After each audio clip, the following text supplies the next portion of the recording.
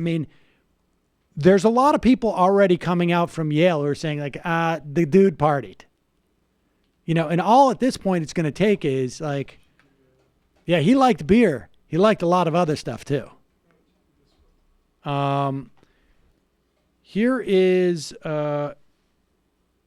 this happening right now? This happened either last night. Last night. Yeah. Okay, so this is Chris Cuomo. Like I say, every day that goes by, there's going to be another person who's going to be moved by what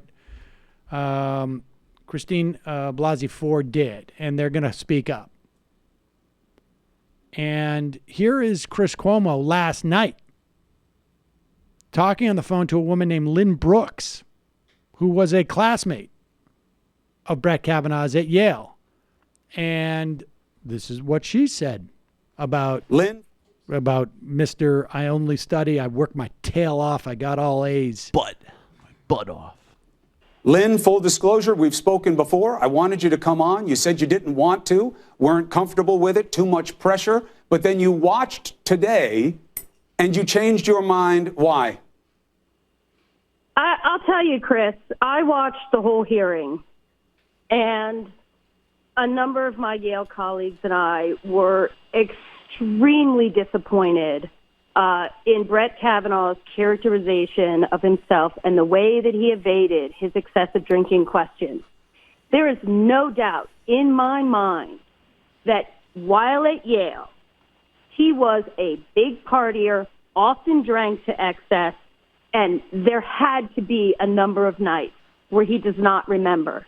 In fact, I was witness to the night that he got tapped into that fraternity, and he was stumbling drunk in a ridiculous costume, saying really dumb things. And I can almost guarantee that there's no way that he remembers that night. And it's unfair that he kept flipping the questions to, but I studied real hard, but I played sports. All of us in that circle played sports. In fact, both Liz Swisher and I played 2 sports. We were on varsity in both sports and were starters. And drinking to excess was the big thing on Saturday night. So it wasn't every night, it was one night.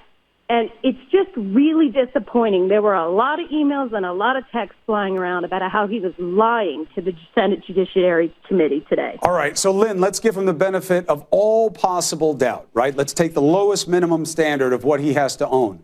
What if he says, I was only talking about in high school. In college, it was totally different. Then I blacked out all the time. I drank to excess all the time. I shouldn't have done it. But in high school, never. Would you believe that? You weren't with him in high school. No, but the Ralph Club, the 100 kegs, those aren't, and weak stomach, that's not a weak stomach question. Those are, look, I don't have anything in my yearbook, but if I had stuff in my yearbook, it would be about partying. There you go. So that's what they're afraid of. If that's what you get on day one, you know, there's going to be more that's going to come out. Somebody's going to say, like, we got to all just come out and sign a letter. Imagine if you knew this guy, the type of emails you'd be sending. There's a reason why they want to do this immediately. and that's why, you know, with Flake saying, I don't want to move this to the floor unless the FBI investigation happens. I mean, that also then, just Jeff Flake, right, creating this standard makes it a lot harder for McConnell, for Collins, for Murkowski, for Manchin to vote for him without, at the very least, the Jeff Flake standard. Is it possible that this delay is a delay so that they can whip the votes? Oh, of course. But that's a positive. Because if there's no delay, they don't need to whip the votes. So they just adjourned. They have moved it to, they have confirmed him in the committee. Yes, he's advanced. And now the next question is, will they be able to pass the motion to bring the vote to the floor? Yeah, will McConnell honor this request from Flake or the White House? I don't know if it's just a question of, I think there's a procedural vote that will bring it to the floor. And maybe that's where Flake doesn't vote. I don't know. And does he bring Collins and them with him? We'll find out.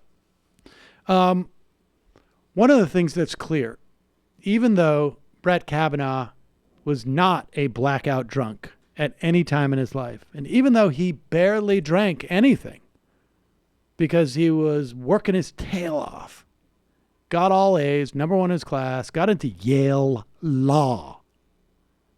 Okay? The dude likes beer. Totally, completely likes beer. Did you consume alcohol during your high school years? Yes, we drank beer. I liked beer, still like beer. Sometimes probably had too many beers, and sometimes other people had too many beers. We drank beer. We liked beer. Beers, some beers. Beers with friends. I liked beer. I still like beer. Beer in high school. Drinking beer, which I gladly do, and which I fully embrace. I drank beer with my friends. Like Sometimes I had too many beers. What do you consider to be too many beers? I don't know. Whatever the chart says on your blood alcohol chart. Look at Ford's lawyer he's a bearded guy right over, over his left shoulder. Watch his expression when he answers this. Beer. Consider to be too many beers? I don't know. Whatever the chart says. Really? He doesn't know what. On your blood alcohol chart. But look at one of his supporters on the right, that woman. Yeah, who's that blonde lady? She finds just it thinks charming. He is so charming. I wonder when does she throw Look up at how the he's. Oh, sign? Brett. Beer. That was American flag wrapped across my desk. Weird. Just raised my head for beer. So weird.